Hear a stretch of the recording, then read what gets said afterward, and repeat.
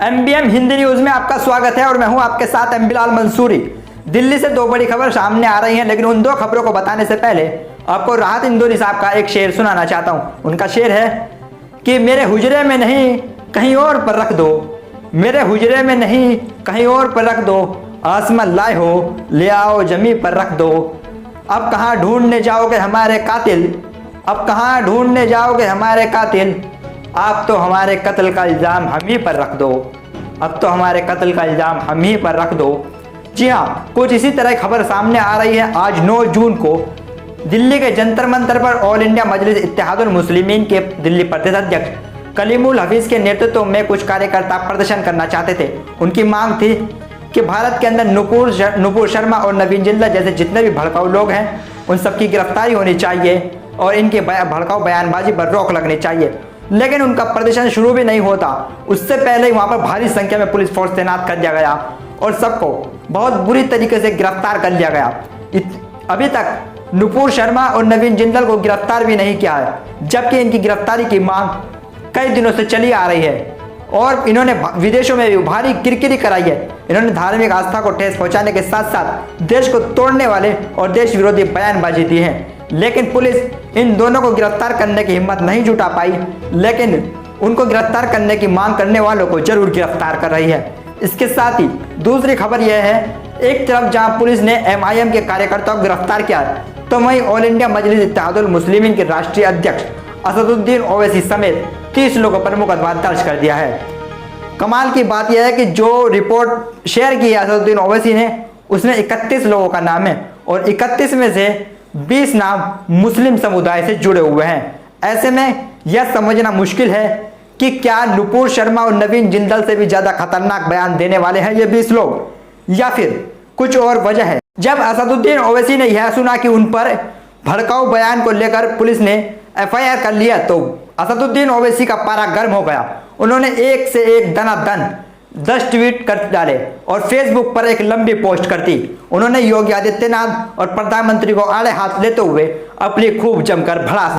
कमाल की बात यह है कि पुलिस ने जो FIR दर्ज की है कि इन लोगों ने भड़काऊ बयान दिए हैं, उसमें यह नहीं पता चल रहा कि पुलिस ने किस वीडियो के आधार पर, किस बयान के आधार पर उन पर यह मुकदमा किया है। इसलिए पुलिस की इस कार्रवाई की काफी किरकिरी हो रही है और काफी हास्यास्पद यह मामला बना हुआ है। असदुद्दीन ओवैसी ने अपनी फेसबुक वॉल पर और ट्विटर पर काफी लंबी पोस्ट की है।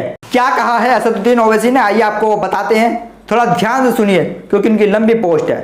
आप देख रहे हैं स्क्रीन पर, ये असदुद्दीन ओवैसी ने अपनी पोस्ट को इंग्लिश में लिखा है, उसका हम हिंदी में अनुवाद यानी हिंदी में ट्रांसलेट करके आपको बता रहे हैं, उसको सुनिए।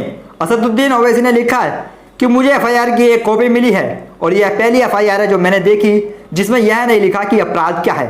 आप सोचिए कि पुलिस हथियार का उल्लेख नहीं करती और पीड़ित की मौत हो जाती है। यहाँ पर असदुद्दीन ओवैसी एक उदाहरण देकर बता रहे हैं कि आप सोच के देखिए कि पुलिस किसी पे मुकदमा कर देती है, लेकिन यह अगर उसमें यह ना लिखा हो कि किस हथियार से और किस मुलजिम ने हत्या की है, तो उस रिपोर्ट का क्या फायदा और क्या औचित्य।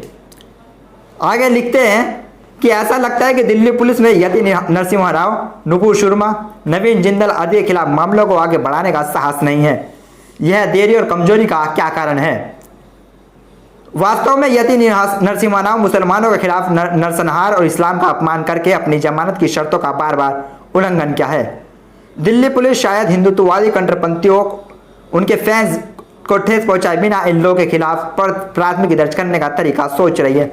यहाँ पर असदुद्दीन ओवैसी के कहने का मतलब है कि पुलिस जो हिंदुत्व कट्टरपंथी हैं, जो भड़काऊ और देश विरोधी बयान देते हैं, पुलिस उनको शायद उनके फैंस को, उनके समर्थकों को नाराज नहीं करना चाहती और इसलिए पुलिस ने साथ में 20 मुस्लिम समुदाय के लोगों पर भी रिपोर्ट दर्ज कर दी ताकि एक तरफ विरोध ना बने।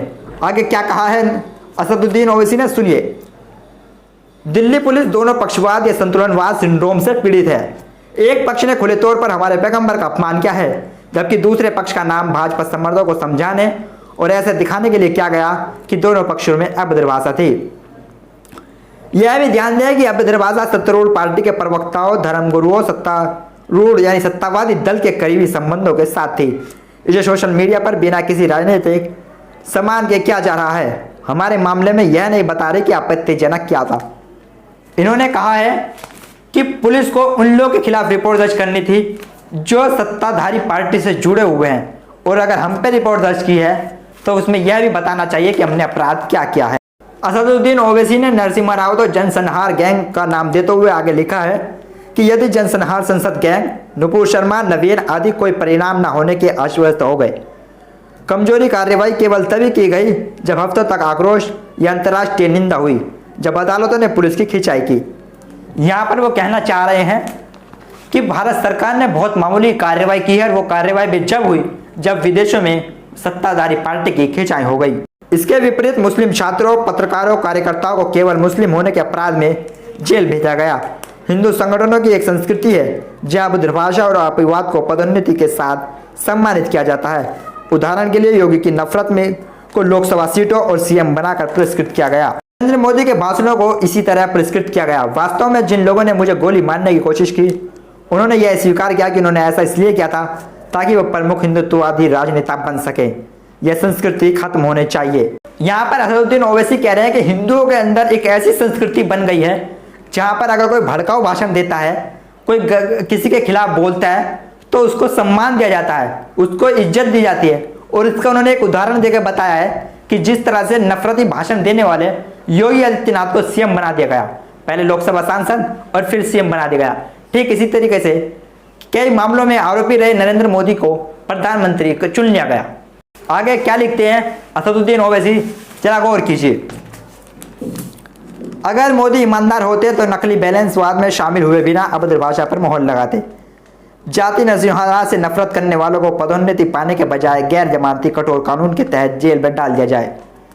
जहां तक मेरे खिलाफ एफआईआर की बात है, हम अपने वकीलों से सलाह लेंगे और इसका समाधान करेंगे। हम इन कार्रवाई से नहीं डरेंगे।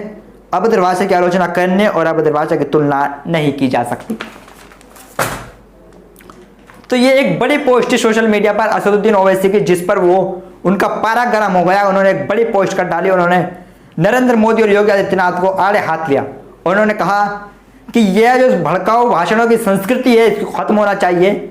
यानी जो लोग एक धर्म को ठेस पहुंचाकर नेता बनने की कोशिश करते हैं, यह बहुत नीची मानसिकता है। इसको खत्म करने का समय आ गया है। मुद्दों पर नेता बनना चाहिए। तो अगर आप देखें जिस तरह से कानपुर में हिंसा हुई, वहां पर भी कानपुर पुलिस पर यही आरोप लग रहा है कि पुलिस एक ही समुदाय को ज्यादा टारगेट कर रही है। लोग वहां पर सवाल कर रहे हैं कि क्या एक हाथ से ताली बज जाती है? क्या मुसलमान अपने ऊपर पत्थर फेंक रहा था, या फिर जिसके ऊपर पत्थर फेंक रहा था वो पलटकर पत्थर नहीं फेंक रहा होगा, पलटकर जवाब नहीं दे रहा होगा? तो यानी पुलिस दोनों पक्षों के आरोपियों को क्यों गिरफ्तार नहीं कर रही है? पुलिस पर आए दिन इस तरह के इल्जाम लगते रहते हैं, आरोप उठते रहते हैं, उंगलियां उठती रही हैं, लेकिन ये मामला कहां तक पहुंचेगा यह कुछ समझ में नहीं आ रहा है। कल ही तुर्की के एक आधिकारिक ट्वीट किया गया था। उन्होंने लिखा था कि हमने भारत को निमंत्रण भेजा है कि वो आए और अपने देश में जो इस्लामोफोबिया की जो एक लहर है, जो इस्लामोफोबिया का डर है, जो एक समुदाय को जो टारगेट किया जा रहा है, उसके बारे में बताए कि उनके साथ ऐसा क्यों हो रहा है। तो अभी भी देशों का जो विदेशी देशों का गुस्सा है वो थमने का नाम नहीं ले रहा। मिलते हैं किसी और खबर के साथ, तब तक के लिए धन्यवाद।